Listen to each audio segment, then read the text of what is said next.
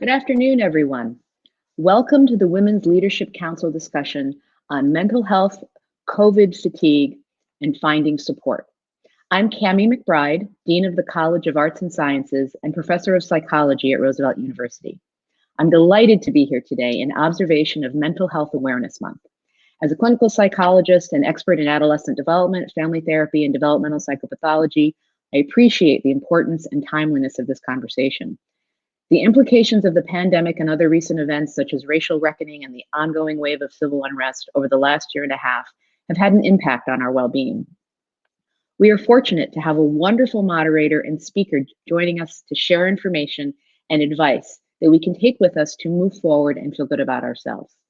With that, I'd like to welcome and introduce our moderator, Chidima Anusiem. Hello. Chidima, hello, how are you? I'm wonderful. And yourself? I'm great. Let me introduce you. Tell everyone how wonderful that you are.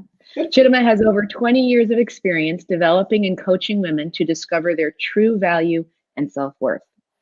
She is a women's empowerment speaker, life after divorce coach, host of Author Chi Talks on YouTube, and the #1 best-selling author of From Glass Stone, where she shares her divorce and her transformational journey from pain to power.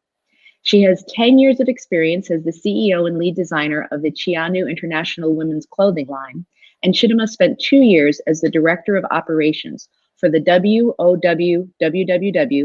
Women's Ministry in Atlanta, Georgia. Chidima also has over 15 years of experience as a VP in banking and regional management. Currently, she is a VP Retail Network Planner for PNC Bank. Chidima, thank you for joining us today. Oh, thank you so much for that warm introduction, Dee McBride. And it's a pleasure to be here and to lead this conversation with my very good friend, colleague, and Roosevelt alumna, Melisa Alaba. The Melisa Alaba, I have to add that. Melisa is actually the CEO of Vision Works Coaching and Counseling. She's a breakthrough coach. She's a speaker, published author, and the creator of Be Healed Transformation Process and a licensed counselor. Melisa is the author of Live Out Loud, 52 Ways to Reawaken Your Spirit and Live a Life of Purpose.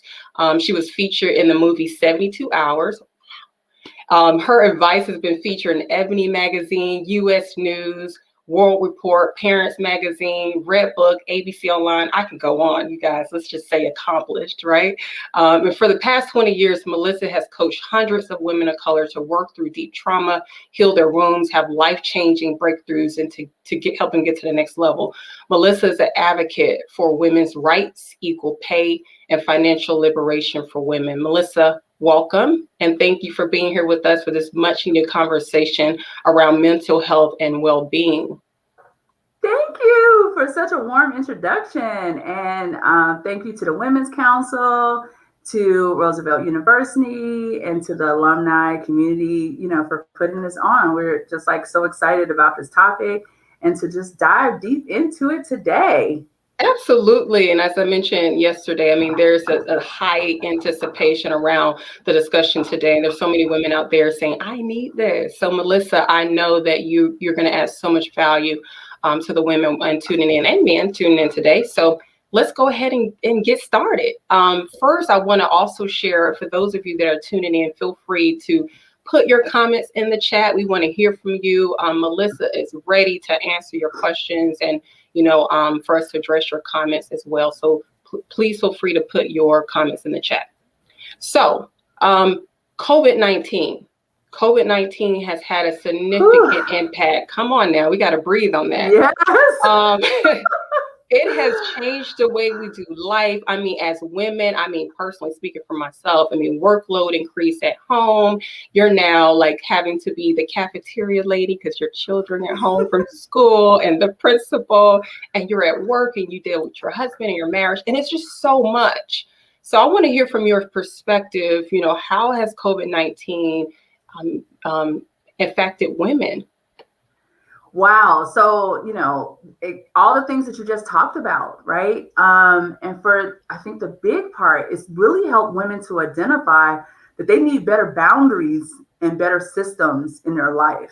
So it's really illuminated the idea of gender roles, gender inequality, It has made women think more about work-life balance. It has made women think about the income that they were currently bringing in, and how quickly and easily that income was ate up in this type of situation. It's illuminated so many different things. Even, we started out with talking about the racial disparities and all of these different things. So this has been like a heightening since time period that really has allowed us to see so many different things. And I'm sure you're seeing so many different things with your clients as you're coaching them and counseling them. And so what has Vision Works, because you're the CEO of Vision Works Coaching and Counseling, what have you done specifically to adjust to these unique needs that we're now having as women dealing with COVID-19? So I think so first of all, when this first happened, no one thought, a year and a couple months now, that it was going to last so long. I think a couple months into it, we definitely knew that we needed to put some more things into place to really support women and really support the people that we were seeing. One of the things was creating a sister circle. So I took some time with that and putting that together. But I knew that women needed a community in which they can come and they could talk about how they were feeling. They can express to women who look just like them all the things around, like we just talked about, issues happening at work, issues happening at home, and separating those spaces, relationship issues. Because again, with the isolation that we all are a part of, still a part of, but it's shifting. That was like really big. It's just having that particular space. The other thing, I had probably started this a couple years ago, but we really, really realized how big this was, is that women of color wanted to see women who looked like them in treatment. That wasn't always the case. I would say probably 5 years ago, that really wouldn't have mattered so much as it was just getting the help. But because so many issues were around Black Lives Matter, were around things happening in the workplace, were around the shift of mindset, people started to say they wanted someone who had the experiences that they had, who could understand, who could hear, who could feel. So that really, sparked us to hire more clinicians. But all practices that I know of, no matter who their population that they serve, this was a big period of time when we had so many more people coming into treatment and into counseling, which was great. Yes. Absolutely great, because a lot of the issues were issues that were already existing issues, but because of this situation, it heightened those issues. So it's really great to have people saying, hey, I want to do some work on me now so that I can get things back into alignment. I love that. And I just wanted to add to that, just for women to be patient with yourself. I mean, COVID-19 has created some unique challenges and unique stressors that we didn't really have to deal with. We didn't have to be mom and boss and coworker all in one day in the same hour, right? And so just being okay with, sometimes where you're not so perfect and wearing all of those roles at the same time. And like you speak about, Melisa, so many times, is being able to introduce pleasure into your life. Pleasure meaning, what are some of those things that fill you and fuel you? Even if you have to get away for 5 minutes from the kids and to tuck yourself in the closet and you have your favorite ice cream by yourself, right? Like just those moments where you can just give back to yourself, because we're constantly pouring out and doing everything for everyone. And so I definitely wanted to add that piece. So thank you, Melisa. Absolutely. No, I love what you said. And really, like, that pleasure piece has to be something that we give ourselves permission to have. Years ago, I had a website, and I don't have this personal website anymore. Might be coming back though. But on my personal website, I had like this column where I talked about guilty pleasures. Because for women, like, having simple pleasures such as taking a hot bath or reading your favorite book could be like this guilty pleasure, because we've put all this pressure on ourselves to be like you said, mom, CEO, wife in charge, whatever the case. We're managing so many different roles. So I really feel like 2021 is this place where we can start talking about normalizing real balance. Normalizing women going for more, like not just like finances is so big, and I talk about that, but going for more in each area of their life, going for more help, getting more support, having more fun. Like this literally is the year where like we have to put some new boundaries around our desires and our wants so that we could be better. Yes, I think that's well said, going for more. I don't know anybody that would object to that. I can use more of those good things. So there's a question coming in from Kimberly. Kimberly, thank you for our first question. And she just wants to know, how would you advise professional working mothers who may feel grateful for the opportunity to work from home, but then they're exhausted from juggling, the work-life balance? And that was actually our next question. So thank you, Kimberly. So how would you address that concern, Melisa? One, I would say, no, it's okay to get help. So I've had clients where we worked through this very issue. One of my clients, was like, oh, she didn't want to bring anybody in during the pandemic. She was really scared about that. So here was the options. Do you want to be burnt out, or would you like to go for some help? And so she was like, I think I want help. So what do we need to do? So she hired a nanny. For clients who may not have money, because a lot of times when we hear nanny, we think, oh my God, that's going to be so expensive. But there were so many services created out of this time, right? So places like Sitter City, places like, I can't think of another one. It's so many different sites that you literally can hire someone for several hours a week to come in and help. Yeah. Or as now these mask mandates have been removed or about to be removed, and we're slowly transitioning into post-COVID, starting to think about daycare again, starting to think about getting help. But I think one of the biggest things, especially for women, all women, is we have to have some boundaries about our needs and our desires. And I definitely will say this as a woman of color. White women have had this down for some time. Okay. So a lot of white women that I know, they have the nanny, they have they have the housekeeper. Black women have been conditioned to do it all the time. And so we're learning to ask for help outside of our family unit.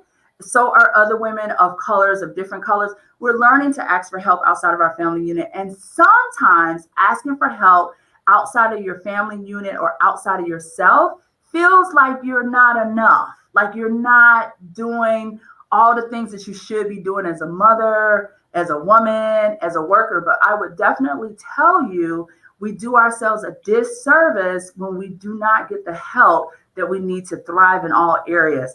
It's literally impossible to be like an A1 employee and then you're also trying to feed your child, hand them coloring books. Like your husband is like, hey, what we're going to. So creating boundaries and some systems around how you give your time and when you give your time are really big. And I know, like for me, and this is my last point, so we can check and see if there's some other questions. But for me, it really is being present in the moment with the thing that I'm doing. So if I am at work, I need to 100% be in work. I need to be able to close that door and focus on this. And then when I'm with my kids, and I do have children, you guys, my youngest is 9. My oldest is 25, about to be 26. I have 2 grandchildren. She has a husband, 2 beautiful kids. And then my middle daughter is in college. But when I'm with them, I'm really with them. So that's one of the other things too. And dedicating time just to be that mom. So for me, it's the weekends. You are not getting my weekend time. Nobody.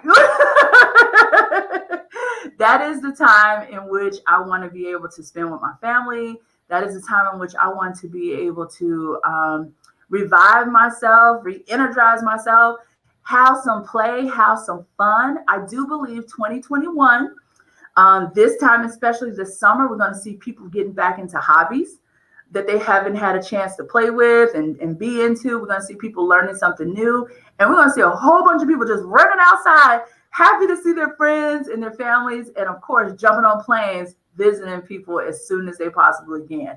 So I think that creating balance that is long lasting and thinking about what you really needed from this time is a way to now put that into place permanently. and being okay with it. No, that's good. It's good. And so, I mean, this is a great segue. And again, if you have questions or comments, please feel free to chime in anytime. We definitely want to hear from you. And so that's a good segue into, asking for help. There's a saying that says, check on your strong friends. Okay. Because especially as women, and we can get into African-American women too, but women, we are known as strong. I mean, we're the only species that can push out a whole human being and still survive, right? That's strong, okay? So there are times where we have these strong friends, we have these people around us that always seem to have it together. They always seem to have a good handle on their life, on their kids, and all of that. And so we asked them how you're doing. They said, I'm fine, everything is well. And we may be that strong friend. That may be us, right? What are those physical and emotional signs that we can look out for people like that may actually be having some mental challenges, but don't know how to share what they're really going through? How can we kind of discern what's truly going on? Absolutely. I think one of the biggest things for a lot of people is when they find that they're no longer passionate about things that used to energize them. So I see a lot of the clients that I see are leaders, they're entrepreneurs, and they're coming back to me to get their life back on track or to get out of overwhelm. But a lot of times what happens is the overwhelm comes because they lack balance. They're doing too much.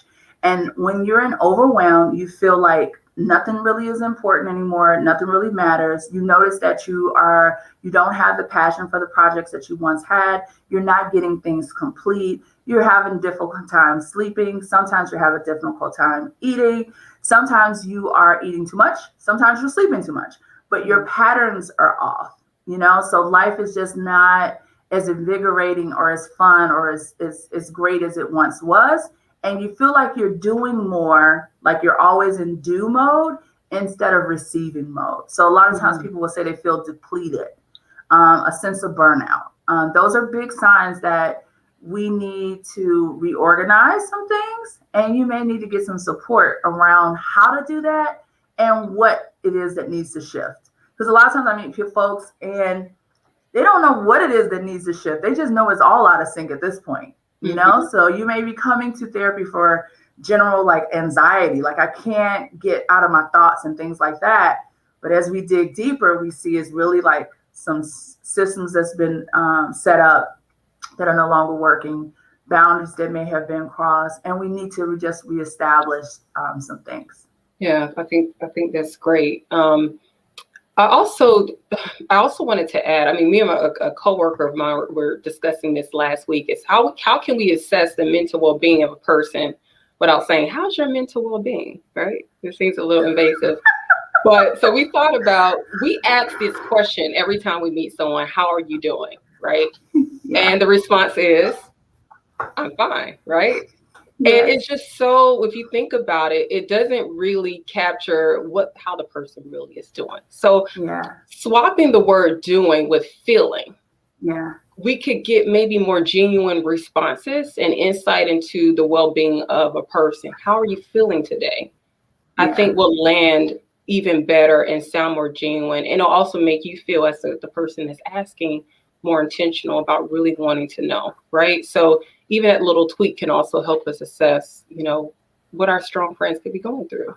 Right? Absolutely. I think another thing too is, in terms of like our strong friends, all of our friends, is the ability to sit in something with someone, which is generally why people will go to a therapist, seek out a coach. Not because they're looking for a best friend. I had someone who said that to me, like, I've been seeing you for a while and I think I need to stop now because I don't want you to turn into my best friend. And I'm like, do you feel like his best friend? And then she's like, no, because my best friend would agree with everything I'm saying. Does that happen here? No. We seek out this type of support because we get the guidance, right? And we're allowed to sit in our feelings. A lot of times when we share with our friends that we're going through something, especially in our community, we will shut that down. Like, oh, you'll be fine. Just pray on it. You'll get through it.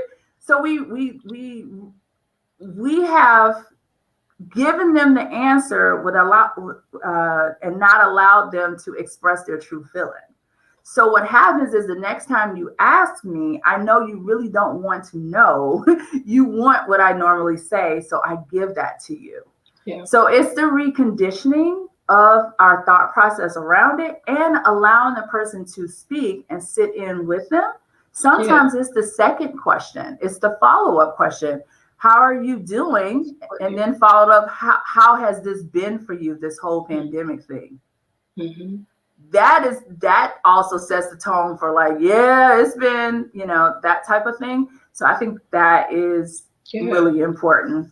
I like that. And then also, how can we support you? How can I support you? Like you said, sitting with them in that, not just listening, but actually, putting some skin in the game and really rolling your sleeves up and helping them. So I think those are really good points, Melisa. Yeah. The other point before we move on, because I do say it's a nice question here too, is I want to just say, I think the third thing is, so again, we're going to sit in it with them. We have to normalize seeing a coach and normalize seeing a therapist, which that totally is happening for the younger generation. I definitely see that with my millennials. It's like, oh, I want to see my therapist today, or I'm talking to my therapist at 10 o'clock. So I have a lot of college students that we see and so forth. But for, those 40 and over, it may not be something that you talk about with someone else. And therefore, they don't feel like they don't know that that's okay. So I think the more we say, oh, yeah, I worked with a therapist for this or that, it makes it normal and it makes it as a support person. I see myself with a lot of my clients as they have their regular doctor they go to, they have their nutritionist, they have their chiropractor, they have their massage therapist, and they have their breakthrough coach, a part of their team of wellness. I think that's amazing. That's an amazing point, is to have your therapist as part of your dream team, to help you reach your dreams by being stable in every way, shape, and form. So yes, thank you for that insight. So we do have a question from Mary. And it's kind of going back to our previous conversation. How do you disconnect from work when you work from home? It's a valid question. I from experience, I have my daughter braiding my hair and I'm on a conference call, right? So how do we do this, Melisa? Help us. I love it. I think you have to be very intentional about creating different spaces in your home. So you may have a specific space where you give your work. So like a private office, or for me, I was working out of my living room that had like shutters on both sides from the dining room and the entranceway, because that was the area I could find. But then when the day was over and I was done seeing my clients or what have you, then I would come out into the rest of the house, a lot of times transitioning with a walk outside. So just having this nice walk outside that the day has ended. Playing music in the kitchen. Alexa is like my favorite thing. Okay, Alexa, play my favorite song. I love it. That's like literally I say that every single day, right? And she has the lineup. It's coming. You know what I'm saying? Everything is coming. It's about to be evolved. So that dancing, that laughter, the day is over. And I think as a clinician, for over 20 years, I've trained myself to transition from clinical work, that, tough stuff of hearing stories and helping people process, to being able to stop, to make a hard stop and then step into my own life. So I think that's something that people can definitely put in. That might be mindfulness meditation. That might be going to sit on a sofa and taking 10 minutes and doing like, a meditation, or some deep breathing, but definitely having a point where we cut one thing off, probably change the visual and the location within our house or to outside, and then focus on something that's going to allow us to flow back into our regular life. I love that. So just being able to create different spaces for your different roles and know how to transition between. I think that's very well said, Melisa. Thank you. So absolutely. We talked about mental health in general and women in general, but can we dive a little bit deeper and talk specifically about African-American women? Because there's a unique challenge when it comes to African-American women, or the African-American community as a whole, and the stigmas that exist around mental health. So, can you please shed light on some of these stigmas and kind of Where did they come from? Why do they exist? Ooh, I know it's a whole different show for this. We could be here all day. But I think that, when we think of the whole body of psychology, and again, I'm an alumni of Roosevelt University. I feel like I've had some of the best education that you could possibly have to be able to go out and do this work. And I had great professors and teachers and so forth. And of course, I had my own experience, right? But I think in this line, in this movement of the Black Lives Matter, going through this past year where you had, deaths like Breonna Taylor, George Floyd, and so many others, right? And then people really understanding that multicultural doesn't mean anti-racist. It's brought up a lot of feelings about, even like from the past, trust. So it's like, how do I trust or land over my stories when at some point in our history, if I were to do that, I might have lost my children. If I were to do that, I might have been committed against my will. I think about my mom who's in her 60s, and growing up, I used to hear my mom say she was nervous. That was like a big thing. Like when something would happen, it's like, I'm so nervous. Now I know, I know that she had anxiety, but that wasn't something that she was going to share with someone because she was afraid that they would give her something that wouldn't allow her to function like she should function. So there's a distrust of systems. There's a distrust of systems that weren't created by us, that were created by other people, and may have literature from the past that said that we were not equal to or like someone else, right? That we thought differently. So I believe that, as we start to understand how needed and helpful this is, older generations will jump in, and they're starting to make changes and shifts as they see the younger generations doing that. So younger generations don't have this sense of distrust that older generations have.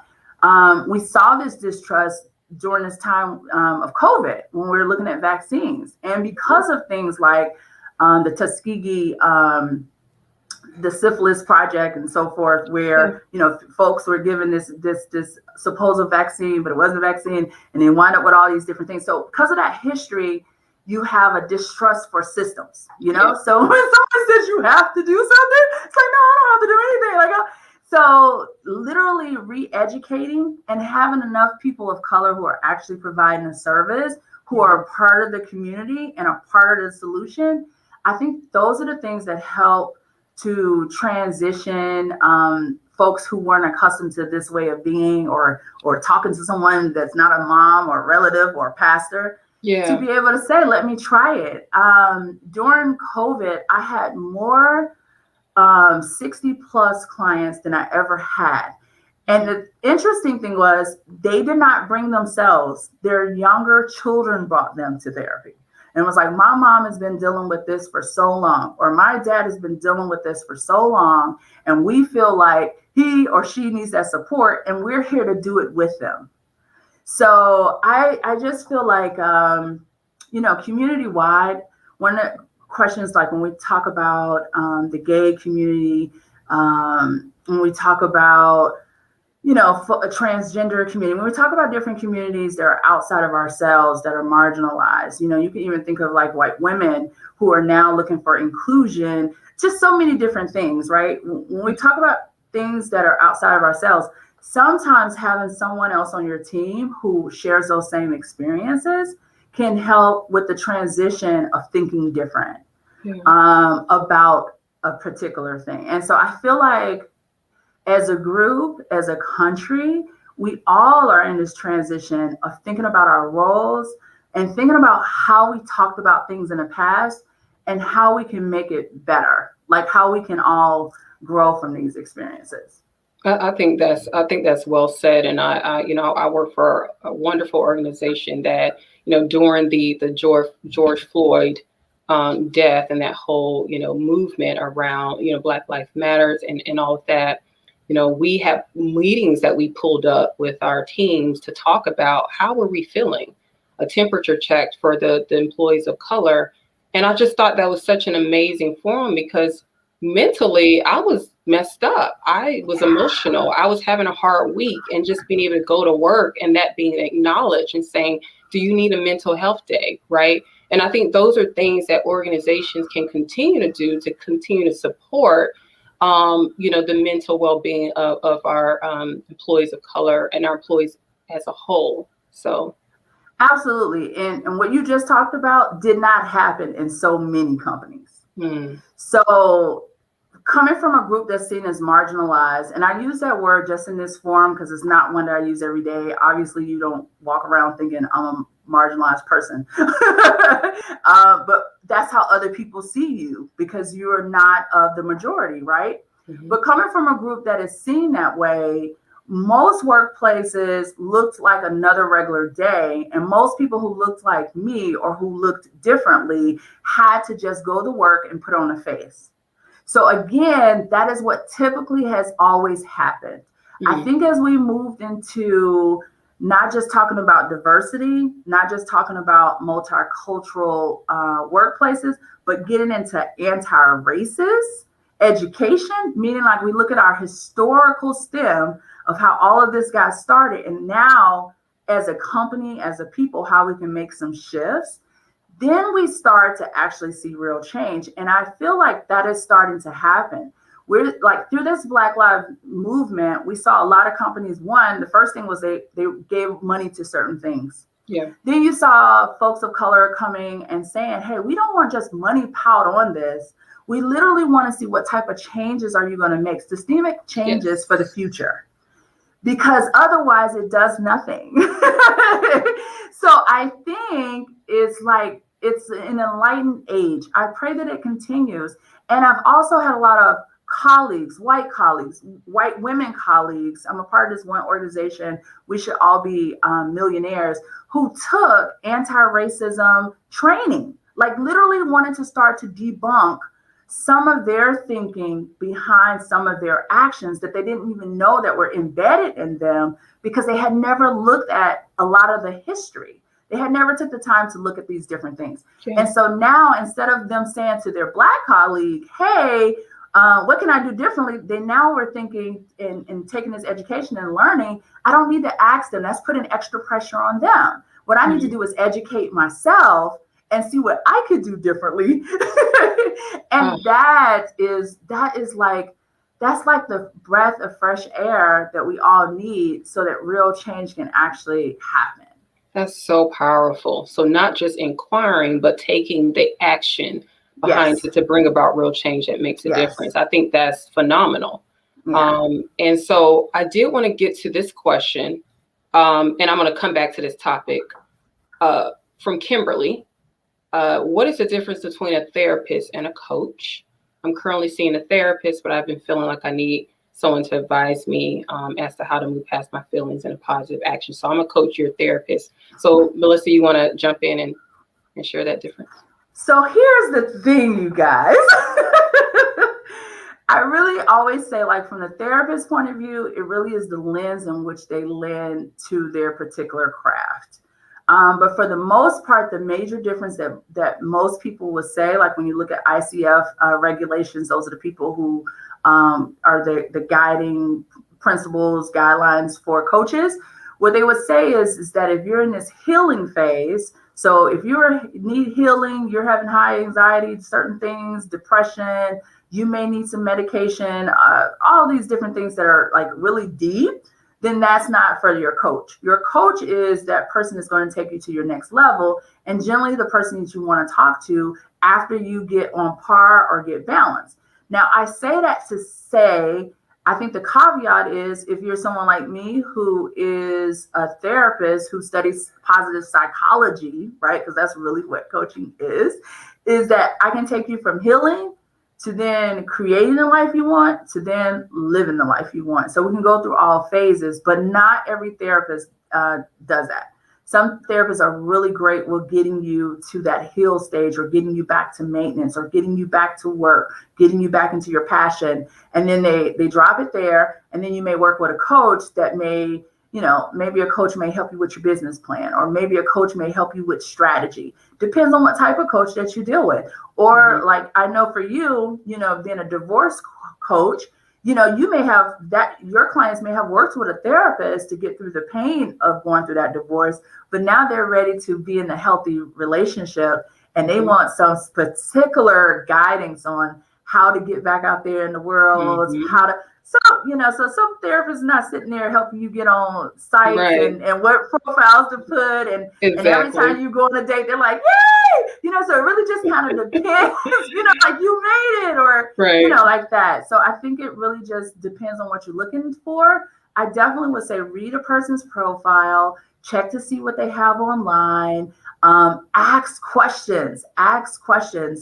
Coaches, by design, will not try to do work. Most of the ones that I know will not try to do work that's not fit for them. And they will definitely tell you if you need to be seeing a therapist. They'll be like, that's a little outside of my realm.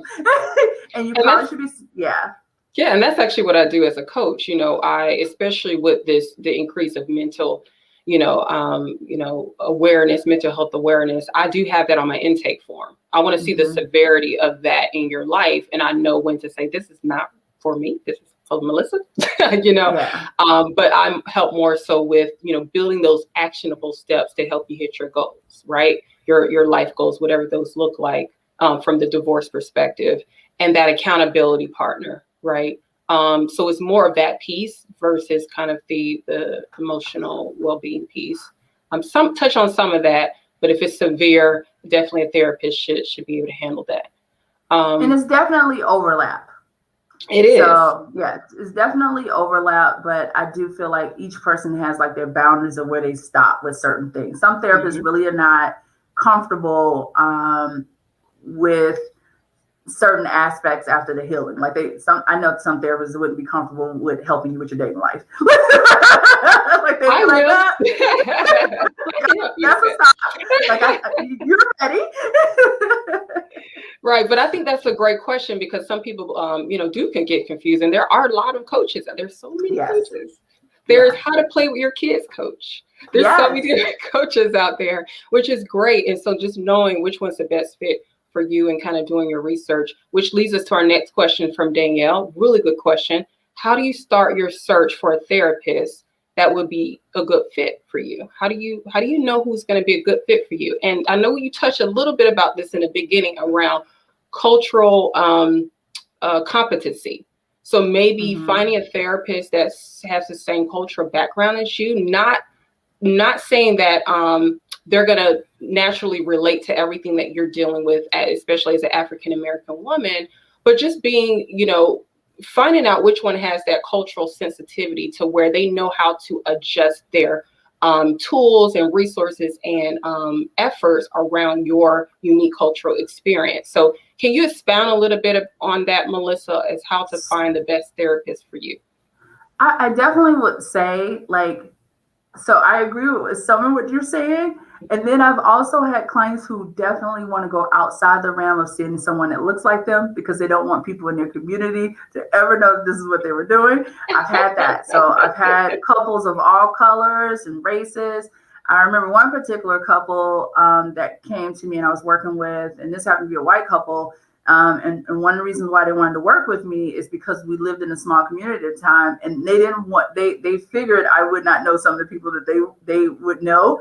And then the therapist that they could have gone to knew were a part of their circle. So, people choose. And of course, if you're high profile, those type of things, it's reasons why people do that. I've even had couples come from other states that were in high profile positions or places and came to see me because, again, they didn't want that particular thing in their community. I would definitely say you want to go online and you just want to look. So Psychology Today, amazing. All of the different therapists come up. You can put in the little boxes what your specific issues are. They have all sorts of things. So if it's important to you that they share that same experience, like race, that's there. If it's important to you that they understand about your sexual orientation, that's a box that you can choose. If it's important to you that they experience the same experience that you had, I'm a cancer survivor. That is a box that you can choose. You can choose a box of being HIV positive if that's important to you, that the person knows those particular things. And one that I found was really interesting, and I actually had spoken to Christy about this, who helped to set all of this up, and thank you for that, was you can fat positive is one that is new. So I'm like, I'm fat positive, you guys. Like I am, you know. So and I love being in my own skin, and I just thought, yes. So did you say fat positive? Fat positive. That's new for me. Yes, that's a box that you can choose. So because there are so many different aspects of why a person might go to therapy. Gotcha. And so that's why I wanted to make that difference, is because even when people come to us, so for example, our younger clients oftentimes want to see people who are closer to their age. My clients in my 40s often look for for clinicians that are like a little right below or a little right ahead. Older clients may want someone who's in their age range, who they believe can understand the lingo and get them. You know, like we have similar experiences. So depending on what they're working on, they may choose a different person depending on that person's experience and so forth. I will say one of the things that I love about today compared to like 20 years ago when I first started practicing, 20 years ago, it was a thing where we as therapists were like this blank slate. We didn't share all of our personal information. Like, you don't even know much about me. When I talk to people, they would ask a question like, well, Melissa, did you experience that? The common thing that we would say to someone would be like, and why would you need to know that? Like, what part of your treatment would that help? Like, literally, it was like this, where we deflect the question and put it back on the client. Mm-hmm. Now it really is a sense, and I feel like this is very Rogerian in nature. It's more of a sense of, I'm not ahead of you, I'm working with you. So it's okay for me, you to know about my experiences and me to share on my experiences. It's expected. Honestly, the clients that come in today, it's expected that I know something about you before I start working with you. Okay? Like, I need to know you're going to help me, and I need to know you've done this before, and I need to already like you, which is one of the reasons why I have a YouTube channel and we have the Facebook group. Is because many of my clients look up our clinicians before they start working with us, which I'm excited about, because you know what you're getting into before you start the process. I love that. And so we do have another question coming in from Jasmine. Hi, Jasmine. Said, I love Chidima's point on cultural competency. How do you as a coach and therapist maintain your cultural competency and bring that to your clients? Well, that's a good question. I wish I had like a part 2, because I'm not quite sure exactly what she means on that end part. But I would definitely say, for me, it is treating everybody with respect, regardless of their race, gender, or sexual orientation. It is taking the time to learn a little bit more about you and not expecting you to educate me on what's going on with you. It is respecting your status, where you are in life, your decisions, or what have you, without trying to dig further to educate myself. And what I mean by that is, I was thinking recently, I was working with a transgender client, and one of the issues that they had was that previous therapists worked to gain knowledge about their community while working with them.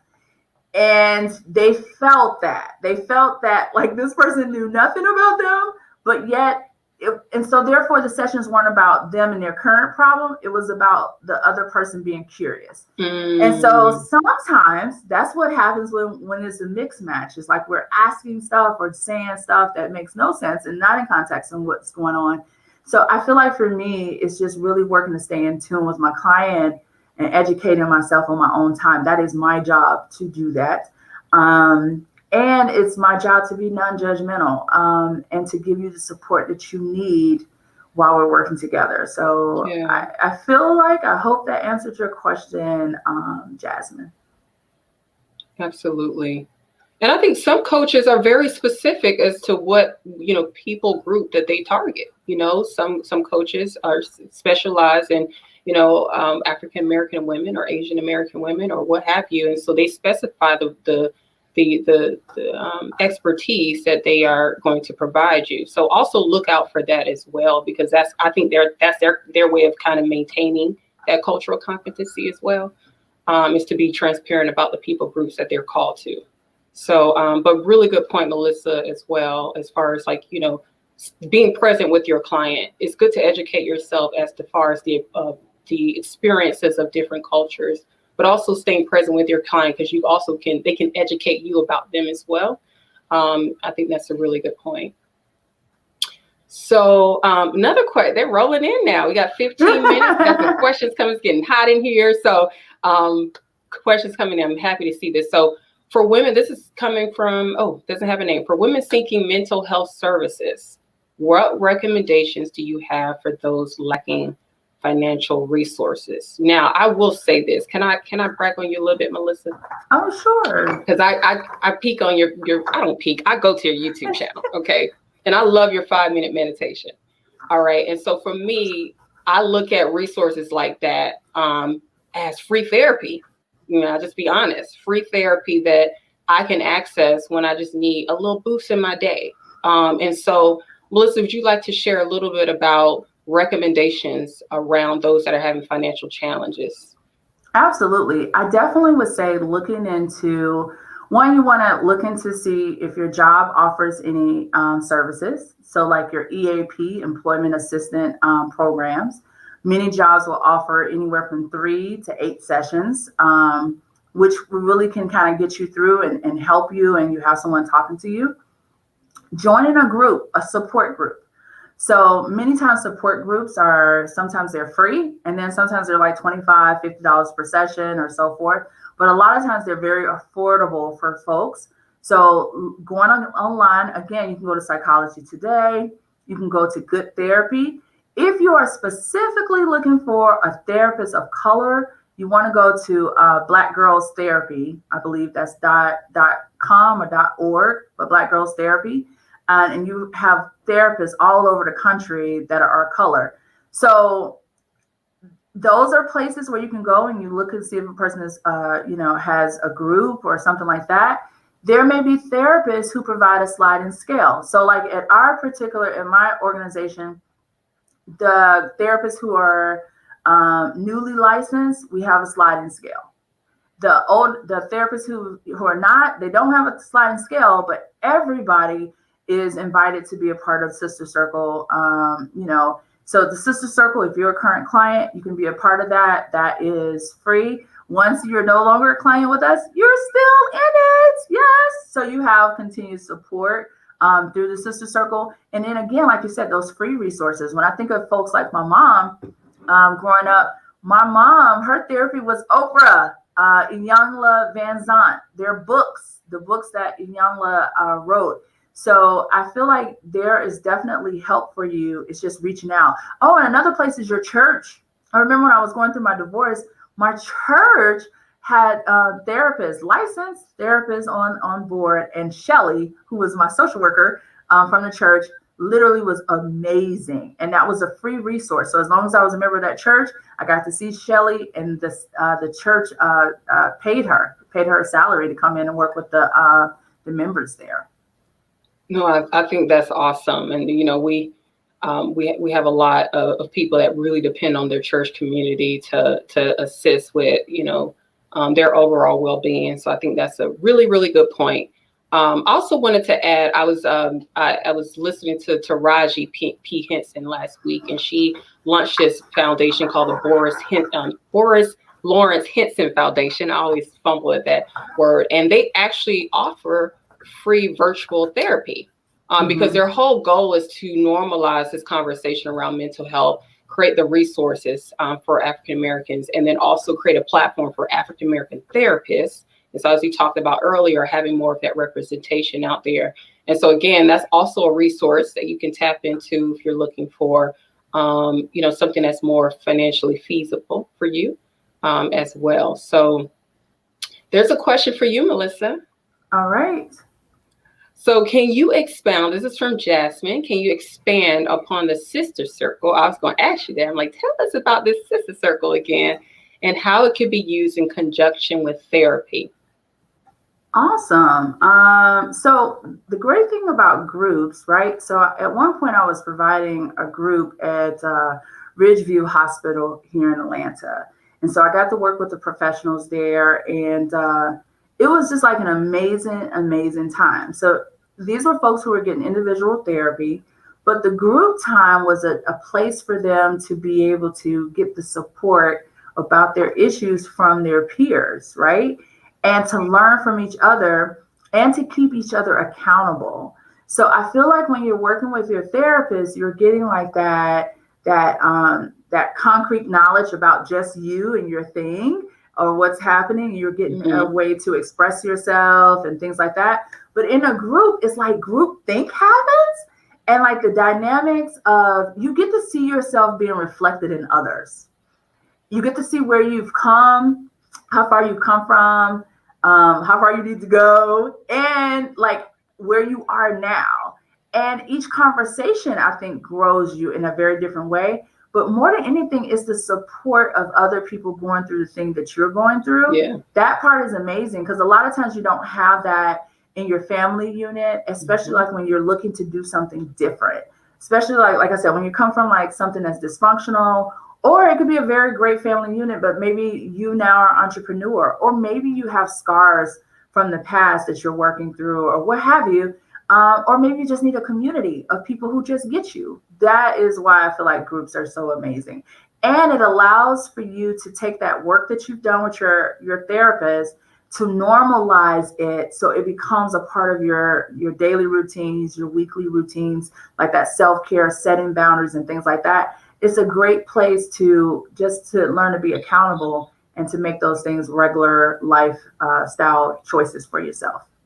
Yeah, and I love the point you mentioned about seeing yourself in others. I think it's something about that, oh, I'm not the only one going through this. That's very healing, right? Yeah. And not only that, it's that, as a coach, I coach my clients to be able to share their story. I believe it's something about sharing your experience that's also healing. It's something about giving back and sharing what you learned from your experience to help somebody else. It's also healing. So I think it's two-pronged. Not only are you getting the support, but you're giving the support. And I think that two-pronged approach is what brings about full and total healing as well. So I think the sister circle is so powerful. It's so needed. And, hopefully, how can people get access to that? How can they get your information and follow up with you if they want to be a part of the sister circle, or just want to partake of your services? Absolutely. So you can reach us at www.visionworkscoaching.com. You can also reach me on Facebook at Melisa Alaba. And I'm sure my name is on there somewhere, but you can friend me. And we have a soulful, I think it's called Soulful Purpose-Driven Women group that focuses on self-care, creating boundaries, all those different things. And that's a free community and another space for you to be able to get support that you desire. So you can literally just reach out to me, and I'll be happy to connect you with the resources that you need. Yeah, very good. Thank you for sharing that. Okay, so we have one final question. We have about 7 minutes left. So again, if you have these are really good questions, by the way, ladies. So thank you so much for chiming in and helping us with this discussion. This is kind of personal to me, and then I'm sure other women are probably wanting to have this question, but how do you find time to be able to pour into or prioritize your mental well-being?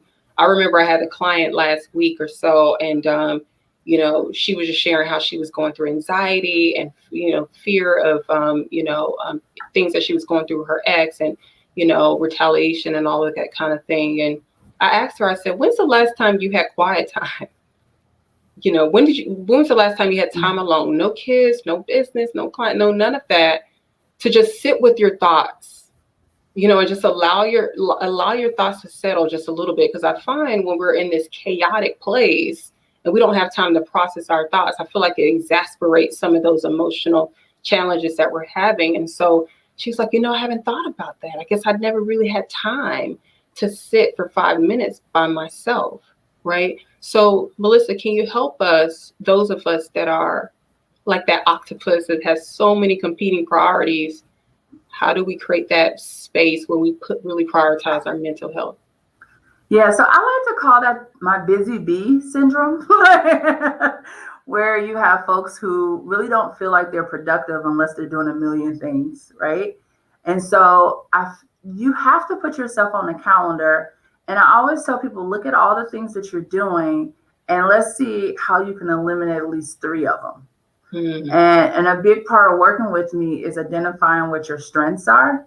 And I call those your superpowers. And so once you know what your superpowers are, and you also understand what your lower level strengths are, we can eliminate a lot of stuff and get you to actually living the life that you desire and being more purposeful and intentional about the decisions that you make each day. You know, so it's very hard to like sit in the moment or even do the meditations. That's 10 minutes, right? So it's like, okay, we got 24 hours and the only thing I need to do is 10 minutes of meditation. But if your day starts off with this to-do list that has like 20 things on it, you're not going to do the 10-minute meditation. So really just kind of thinking about how can I get more support, which is how we started this conversation. How can I get more support, either who I can hire or who I can exchange? That's another thing. You can't hire someone to help you with cleaning your house. Maybe you can exchange some duties with someone else that's in the house. maybe someone else can pick up 1 or 2 of those things that's supposed to happen. You can't get a babysitter. Maybe and I remember when I was in college, after going to Roosevelt University, one of my good girlfriends who went to Loyola University, we exchanged babysitter because I was a young mother. So I would watch her son, she would watch my daughter. And we literally did our classes so that we were on opposing nights to work it out to help each other. So I think I started doing this really early on with like figuring out I can't be in every place at every time, and getting other people to help me with meeting my goals. So that's a big thing. So like if you want that 10 minutes, what can you swap out to get that 10 minutes so that you can meditate, so that you can be more present? I like that. I like that swap out. And I think it goes back to your initial point earlier is asking for help.